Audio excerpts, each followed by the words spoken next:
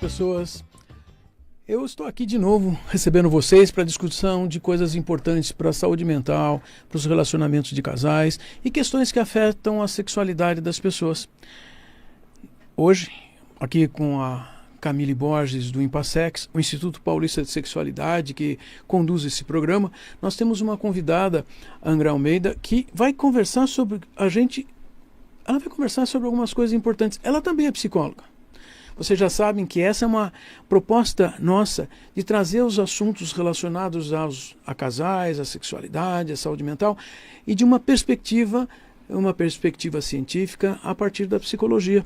Então, é bastante interessante a gente ter outras pessoas aqui. Camille, como que a gente dá as boas-vindas para Angra? Angra, primeiro, obrigado por estar aqui, porque é importante nós sabemos como as pessoas se mobilizam para estar aqui, chegar até a rádio ao vivo. Não é tão simples na cidade de São Paulo, então muito obrigado por isso. Obrigada a vocês pelo convite. Boa noite a todos. Angra, muito obrigada por ter vindo. E hoje a Angra vai falar sobre um tema muito importante, gente. A Angra vai falar sobre xenofobia. Uau! Mas peraí, mas a gente já tem que perguntar para ela o que é essa história. Xenofobia. Esse é um daqueles nomes estranhos com radicais gregos, né? Super esquisito, né, esse nome? Eita! Mas vamos lá, vamos começar pelo óbvio, né? A Carla que me deu a ideia, detalhe. Então, o óbvio, o que é esse tal de xenofobia? Assim, ó, vamos pensar assim, são características, tá? São preconceitos, na verdade, e só que não é qualquer tipo de preconceito. É preconceito contra um grupo específico, né? Grupos que são diferente em termos de etnia, pode ser diferente em termos também de religião, em termos de também de regiões também, e estamos falando também no sentido tanto aqui dentro do país como fora, então não necessariamente precisa ser alguém de fora. E aí o que seria então essas questões? Seriam manifestações, por exemplo, digamos que a pessoa que tem xenofobia, ok. Então ela vai manifestar o quê? Vai manifestar um desprezo por esses grupos, manifestar um ódio. Pois é, esquisito, né? Até emoções isso, ódio, negativas, hostis, agressivas. Exato, isso mesmo, né? Um ódio, uma aversão também, um desprezo, mas também aquela coisa assim, nossa, mas aquele fulano que está chegando aqui, ó, no meu território, ele pode ser que ele pegue o meu emprego, né? Então tem uma preocupação também se aquela pessoa vai agir de má fé, se aquela pessoa vai pegar alguma coisa. Então, literalmente vendo o outro como estrangeiro, olha isso, estrangeiro, e mesmo que ele more aqui no Brasil, tá? Isso é importante dizer isso, mas também com uma coisa mais negativa. E você está falando de reações, que eu estou entendendo que são reações automáticas, elas não são pensadas, é por causa disso. Parece, só para mim, que essas explicações, tipo, ele vai tomar meu emprego, é uma explicação que vem a posteriori, vem depois. Ou seja, eu já reagi, e se alguém me pergunta, aí eu invento isso. É uma justificativa, e não, a reação já aconteceu. Porque quando você falou preconceito, então soa para mim que é algo que a pessoa, para ela entender que ela está fazendo isso, vai precisar de um tempo, não é simplesmente porque alguém aponta, você é um xenófobo. Muito bem, assim, é um conceito muito complexo, então, assim, se é complexo, envolve várias coisas. Então, a gente está falando desde manifestações como essa de ódio, desprezo, a preocupações. Então, literalmente a pessoa tem aí uma preocupação, sim, se o outro de alguma forma vai tomar o lugar, se o outro vai se misturar, até isso, olha isso. Ele vai chegar aqui, vai se misturar, então ele vai, de alguma forma, manchar a minha cultura. Então, a gente está falando de diversas coisas, é um negócio bem mais complexo. E você desenvolveu uma pesquisa super importante sobre esse tema, Angra. Conta pra gente, Angra, um pouquinho, por que você decidiu pesquisar esse assunto? Adorei sua pergunta. Começou o ano passado, eu estava fazendo uma pós e estávamos numa aula sobre marcadores sociais, aliás, sobre feminismo. Então, estávamos falando sobre marcadores sociais de opressão e privilégios. Então, só para, assim, não vou me estender sobre o que é esses marcadores, tá, sociais, mas para a gente entender. Eu sou uma mulher cisgênero bissexual. Então, tem um marcador ó, de gênero, ok? Eu sou bi e sou nortista do Pará. Então, tem aí marcadores. Tem uma localização geográfica aí que você está falando que parece que já tem muito do que nós estamos querendo conversar. Perfeito, isso mesmo. Então, é como se fosse colocado etiquetas na pessoa, sabe? De alguma forma. Olha, você é fulaninho, você... Então, tem aí uma série de privilégios ou não. Então, a depender do tipo de etiqueta, né? Então, a Camille, por exemplo, é da onde, Camille? Eu sou do Ceará, sou do Nordeste. Isso, uma mulher, ó, gênero, Nordeste, ok. Mais alguma coisa? Não. Beleza. Psicóloga. Psicóloga. Nossa, que ponto Olha importante. só. Isso, ou seja, eu ser psicóloga, você ou ela, é um marcador social, só que de privilégio. De privilégio. Totalmente. Então, tem um marcador de opressão como de privilégio, assim como vocês também. Então, resumindo a história, né? Então, eu estava lá estudando sobre isso e comecei a pensar, mas peraí, eu tenho mais um marcador. Claro, ser do norte envolve o quê? Eu ter sotaque. Assim como a Camille também tem sotaque. Então, esse sotaque, ele faz com que a gente tenha o quê? Diga. Interessante, porque assim, as pessoas não percebem o próprio sotaque e diz que os outros têm sotaque. Porque quando a gente usa esse marcador de sotaque é para dizer que o outro tem, não é o que eu tenho. Você já está contando como é que funciona esse mecanismo de racismo. Ótimo. Isso, nossa, perfeito o que você falou, Osvaldo. Então, eu comecei a pensar sobre... Mas espera aí, então eu tenho sotaque. E antes de eu vir para São Paulo, detalhe, eu não sou daqui, né? Como eu disse, eu sou do norte. Eu não percebia que eu tinha sotaque. Até chegar aqui. Eu cheguei aqui, você tem sotaque. Nossa, esse sotaque é engraçado. Nossa, não sei o quê. Ó, percebe? Um incômodo, né? E resumindo toda a história, eu comecei então a estudar sobre isso. Por que as pessoas estão incomodadas com sotaque? Por que só Norte e Nordeste tem esse incômodo, né? Ou seja, por que as pessoas se incomodam com o sotaque, com nossos marcadores? O que tem de diferente? E aí eu comecei a estudar e fazer um TCC sobre isso. E aqui estou. E uma das descobertas foi a xenofobia aí dentro dessas questões. E acho que o que eu adorei lendo a sua pesquisa, né, Angra, é quando você descreve o quanto nós, pessoas do Norte ou Nordeste, vamos tentando apagar o que nós somos para sobreviver em São Paulo. Exato. É uma questão de apagamento mesmo. E aí a gente muda o nosso jeito de falar, a gente deixa de falar algumas gírias, viver alguns costumes, mudamos a nossa forma de comer e vamos apagando quem nós somos. Perfeito o que a Camille falou, ou seja, a gente está falando sobre identidade, então nós somos meio que obrigados, ainda que de forma sutil, nossa, você fala diferente, nossa, isso e aquilo, você come diferente, então você tem que se adequar para sobreviver. Só que não se adequar a sobreviver, a identidade vai ficando de lado.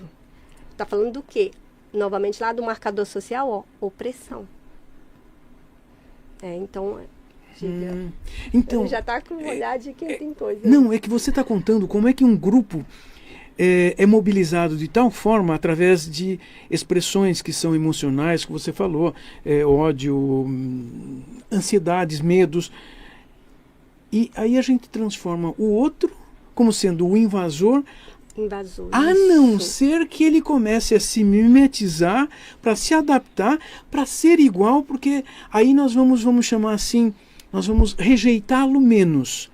Veja que eu falei menos. Rejeitá-lo menos, muito bem, Osvaldo. Porque parece que assim, nós temos dois graus aí dessa xenofobia. Uma é muito explícita e é mais clara, mais visível, e outra que ela já perpassa todos os relacionamentos e talvez a gente deixe menos percebido isso, ou talvez a gente já passou aquela coisa ruim, a gente vai suportando outras coisas. Uau! E aí nós vamos vivendo essas dores, né, esses sofrimentos, Angra, principalmente sendo mulheres, né, que como você falou é mais um recorte. Que é uma das coisas que a gente tem comentado muito aqui no Café, não é? Porque essa discussão de relacionamentos interpessoais e saúde mental tem muito a ver com como os grupos se formam. E o grupo social é hemogênico com relação aos homens. E tem um grupo social que é mais elitista, e tem os outros grupos que estão colocados de lado. Então, é como se a gente o tempo todo colocasse classes. Grupamento, classes que significam um é melhor que o outro. Nós temos um comentário aqui da Elda, Oswaldo. Nós vamos tentando nos colocar em um formato diferente da nossa identidade para sermos aceitos. É isso. Perfeito, Elda. É minha irmã. Ah, é sua irmã? Sim, ela veio comigo para São Paulo, então ela sabe do que a gente sabe, que a gente passa. Exatamente isso. E veja, nós estamos falando de vir para São Paulo, mas eu posso compreender que isso serve para muitos lugares onde as pessoas possam ir. Mas me dá a impressão também que esses mecanismos de xenofobia, eles podem não acontecer com determinados grupos que são considerados superiores. Aqui no Brasil a gente parece que trata alguns tipos de estrangeiro de maneira, que maravilha, que bonzinho, nossa... Perfeito o que o Oswaldo está comentando, e era isso que nós estávamos comentando mais cedo, né? Ou seja, se uma pessoa que veio lá dos Estados Unidos, independente de onde ele estiver, aqui ou lá no norte, ele vai ser, nossa, uau, nossa, ô cara. Mas também lembrando que se uma pessoa sai daqui de São Paulo, tá? Isso é importante dizer isso, e vai lá para o norte ou nordeste, a Camille sabe disso, e acho que os ouvintes que também é de lá vai saber.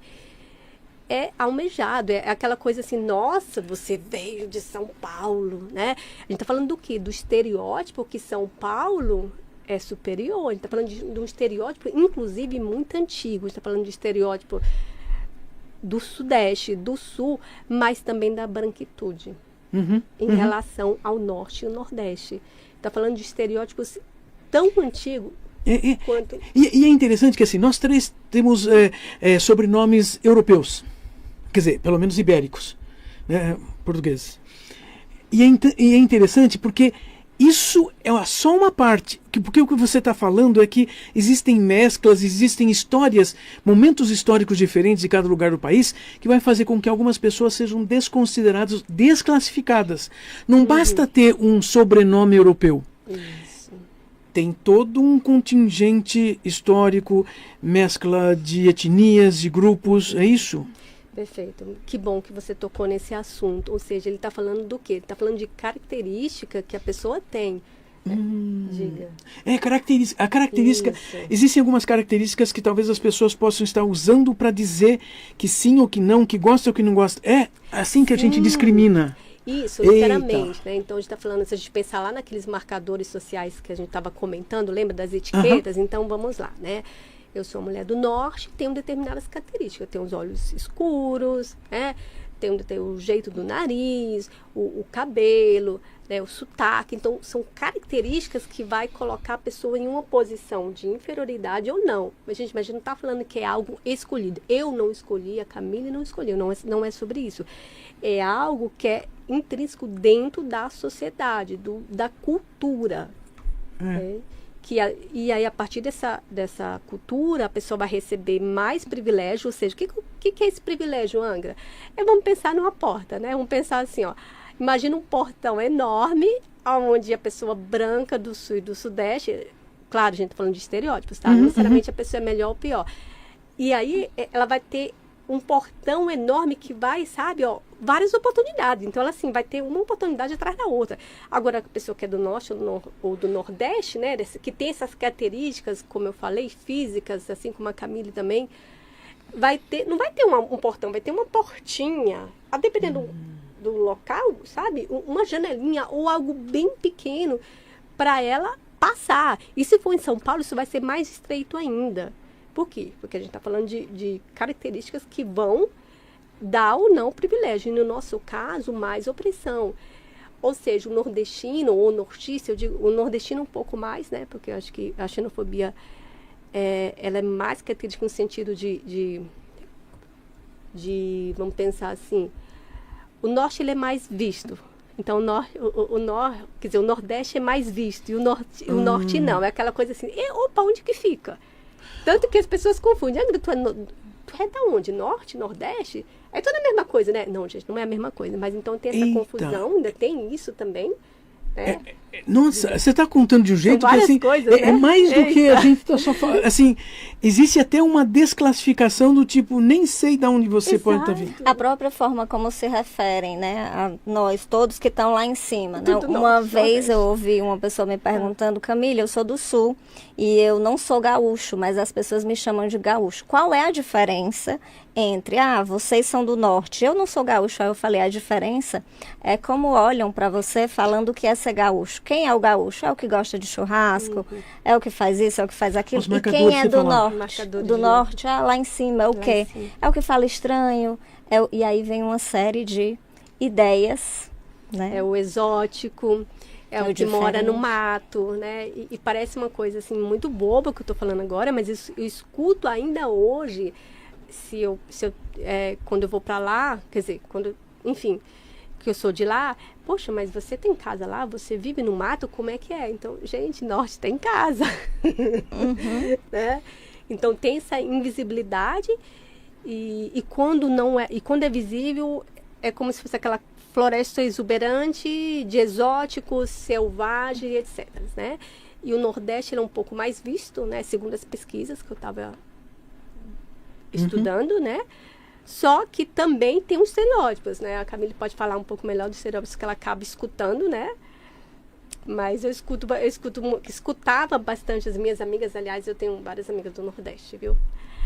E do tipo assim, nossa, você tem um sotaque diferente, você é muito esquisita, preguiçosa.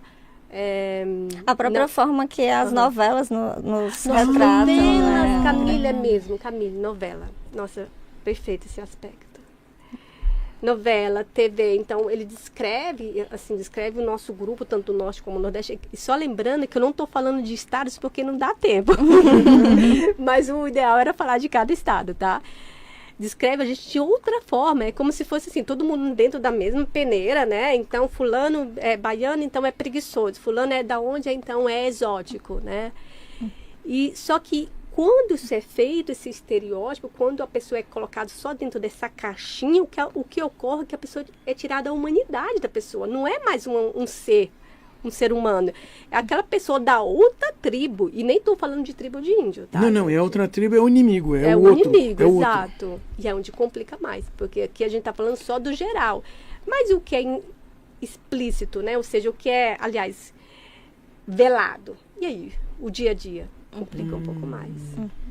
Porque às vezes nós sofremos essas microviolências, né, Angra? Até com pessoas próximas que convivem com a gente e vão falando. E aquilo vai ferindo e a gente vai silenciando também. Poxa, Camila, perfeito. O que você falou, sim. Eu já fui, inclusive, invalidada dentro da minha... Eita, vou chocar o povo agora. Eita, gente, ó. Mas eu vou falar assim mesmo, só não vou dar nomes, tá? Ok. Então vamos dar os nomes.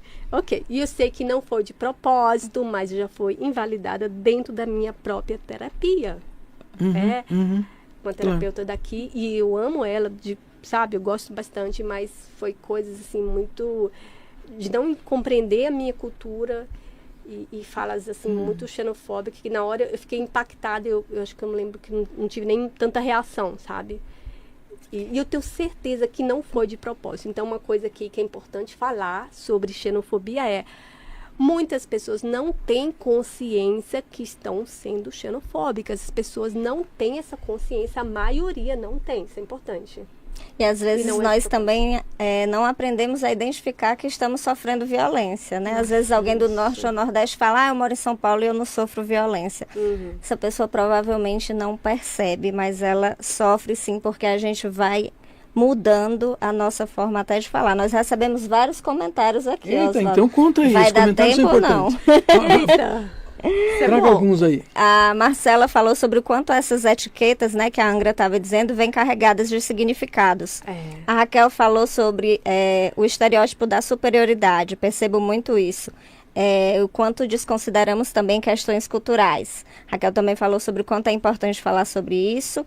E a Marcela comentou, as novelas só reforçam esse estereótipo de que Nordeste é uma coisa só e de que não tem pluralidade.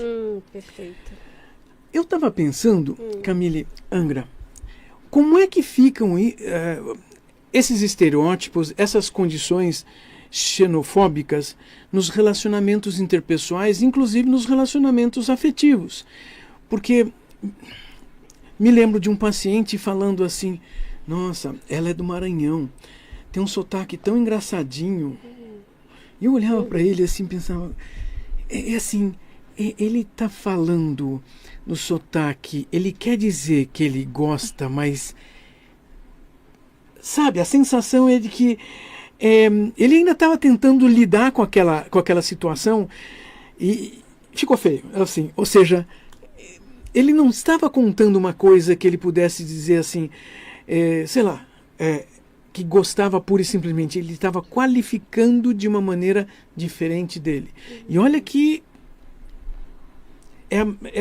parecia mais uma microagressão, porque no final das contas ele estava tentando ser bonzinho. E olha que só estava eu e ele na sessão, né? Uhum. E eu fiquei imaginando como é que ele tratava essa moça. O quanto isso impacta nos relacionamentos e na sexualidade, né? Isso, nas como os nossas relacionamentos relações se de formam. amizade, amorosas, né, Angra? Poxa, perfeita. Tem ideias disso, Angra? Fala nossa, aí. sim, nossa. Opa! Tô com tantas ideias que até é difícil classificar aqui. Tem várias coisas aqui que eu pensei agora quando vocês falaram sobre isso. Primeiro que, assim, impacto. Nossa, sempre. Porque, assim, ó, vamos pensar. A gente começa do macro, xenofobia, ó, para o micro. Do mesmo jeito que essas relações acontecem, né? Essa xenofobia acontece em São Paulo, mas ele tá falando, imagina nos relacionamentos. Porque assim, ó, semana acho que foi retrasada, acho que foi semana retrasada, eu escutei o seguinte. Nossa, eu não vou falar nomes, gente. Não pode. Mas enfim, nossa, o meu marido é de tal lugar e tem descendência de Portugal e não sei o que, PPP, mas a minha família é toda misturadinha, sabe? Misturadinha do Nordeste, não sei o que. E a pessoa estava falando de uma forma assim, como se tivesse com vergonha sobre as origens. A pessoa é daqui de São Paulo.